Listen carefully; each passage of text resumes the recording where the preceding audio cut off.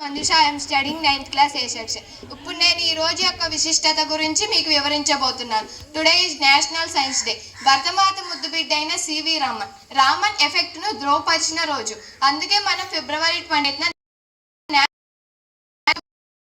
1888 November 7న తమిళనాడులో జన్మించారు.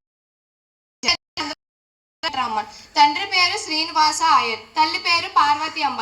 వీరిది వ్యవసాయ. రామన్ బాల్యం విశాఖపట్నంలో జరిగింది. అక్కడే పెయింటా అనే స్కూల్లో మెట్రికులేషన్ పూర్తి చేశారు.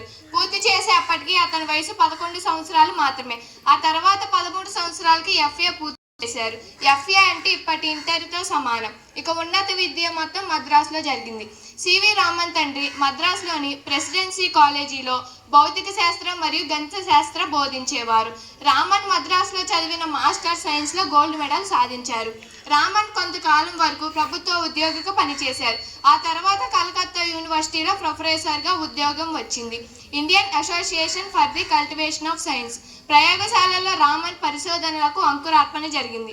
దీనికి ఆయన సెక్రటరీగా పనిచేశారు. సివి రామన్ సముద్రం ఎందుకు నీలిరంగం ఉందని ఆలోచించారు. తర్వాత కాంతి లక్షణాలపై ఎన్నో ప్రయోగాలు చేశారు. కాంతి ప్రసరించేటప్పుడు వచ్చే మార్పులను వివరించారు. స్కాటరింగ్ ఆఫ్ లైట్ లక్షణాలను కనుగొన్నారు.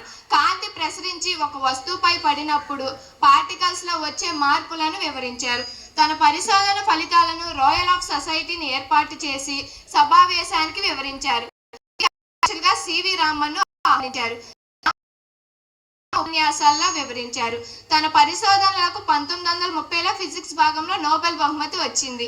ఆ నోబెల్ బహుమతి పొందడానికి సివి రామన్ ప్రయోగ పరికరాల ఖర్చు కేవలం 200 రూపాయలు మాత్రమే. ఆసియాలోనే మొట్టమొదటి నోబెల్ బహుమతి పొందిన శాస్త్రవేత్తగా సివి రామన్ చరిత్ర సృష్టించారు. 1954లో రామను భారత ప్రభుత్వం భారతరత్నతో సత్కరించారు. సైన్స్కు డబ్బు కన్నా ఆలోచన ముఖ్యం. ఇంత గొప్పటి శాస్త్రవేత్తను మనం అందరూ ఆదర్శంగా తీసుకొని ప్రతి ఒక్కరూ ఉన్నత స్థాయికి రావాలని కోరుకుంటూ నాకు ఈ అవకాశం ఇచ్చిన మీ అందరికీ ధన్యవాదాలు.